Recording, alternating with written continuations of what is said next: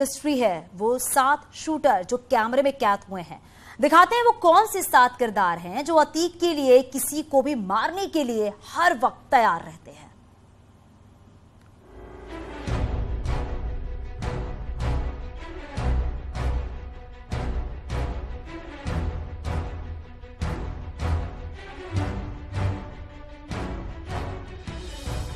उमेश पाल हत्याकांड को पूरे 10 दिन बीत चुके हैं, लेकिन अभी इस केस के 7 किरदार पुलिस और एसटीएफ के लिए मिस्ट्री बने हुए हैं। अतीक और उसके भाई अशरफ को छोड़ दें तो पुलिस के लिए सबसे बड़ी पहेली वो 7 शूटर्स और सूत्रधार हैं जिन्होंने इस शूटआउट को अंजाम दिया।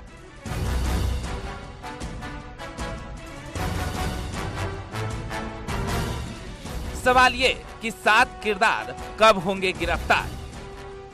मोहम्मद असद, अतीक का बेटा, अरबाज, अतीक का ड्राइवर जो एनकाउंटर में मारा गया, गुड्डू मुस्लिम, अतीक का बमबाज, गुलाम, अतीक का शूटर, शाबिर, अतीक का शूटर, सदाकत खान, साजिशकर्ता, उस्मान छर्रा, अतीक का गुर्गा।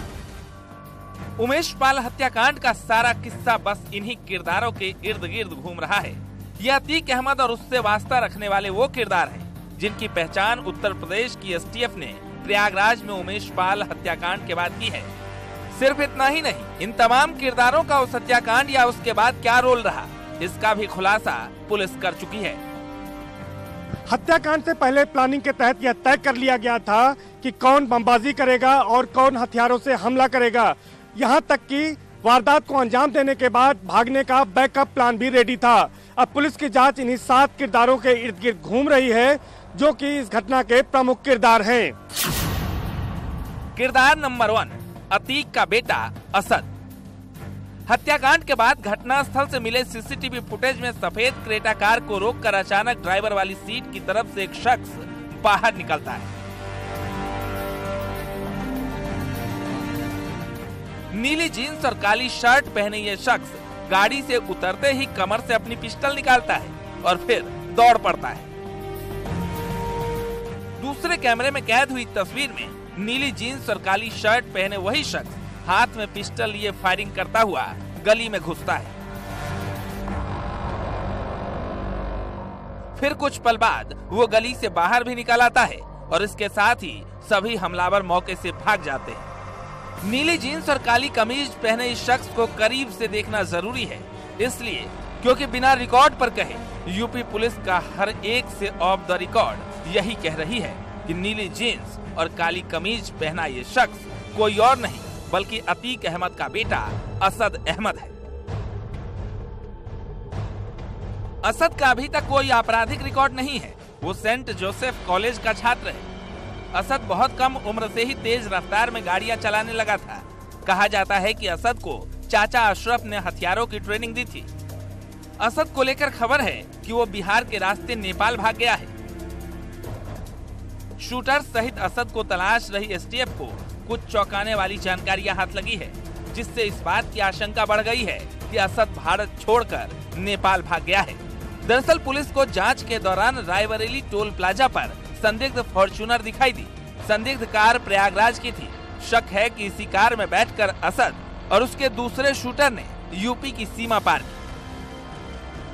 सवाल यह है कि अगर शूटर प्रयागराज छोड़कर भागे तो वो कहां गए होंगे। इसके जवाब में जांच एजेंसियों के सामने कोई पुख्ता जानकारी तो हाथ नहीं लगी, लेकिन शक है कि असद यूपी छोड़कर पहले बिहार में दाखिल हुआ। बिहार के एक माफिया के बेटे ने असद की मदद की। बिहार के माफिया की मदद से असद नेपाल में छिपा है। दरअसल बिहार के बाहुबली शहाबुद्दीन के बेटे से अतीक के बेटे असद की दोस्ती है।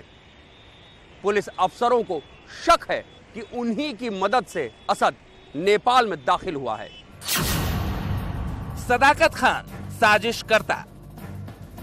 इसे प्रयागराज शूटआउट में स्ट्रेटजी बनाने का आरोपी माना जा रहा है। हालांकि सदाकत अब पुलिस की गिरफ्त में है। वो मुस्लिम बोर्डिंग हॉस्टल के कमरा नंबर 36 में रह रहा था। सदाकत उत्तर प्रदेश के गाजीपुर के 12 गहमर गांव का रहने वाला है। 27 साल के सदाकत ने पुलिस पर हाईकोर्ट का वकील होने की धौंस जमाने की कोशिश की थी, लेकिन जब पुलिस ने उसके कमरा नंबर 36 में तलाशी ली तो इस हत्याकांड से जुड़े कई सबूत पुलिस के हाथ लगे, जिसके बाद उसे गिरफ्तार कर लिया गया था।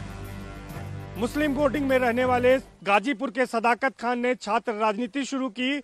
उसे शौक था कि उसका बड़े बड़े लोगों के साथ उठना बैठना हो। इस बीच मुस्लिम हॉस्टल आने वाले मोहम्मद गुलाम से उसका मेलजोल बढ़ा और मोहम्मद गुलाम ने उसका परिचय अतीक अहमद गैंग से कराया।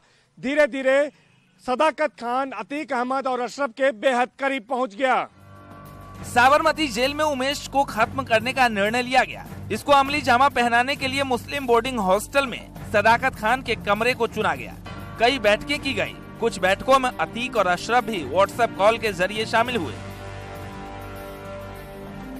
उमेश को खत्म करने की तारीख तय हुई तो सदाकत 22 फरवरी की रात में यहाँ से गाजीपुर के लिए निकल गया, जहाँ वो 24 फरवरी की शाम तक रहा।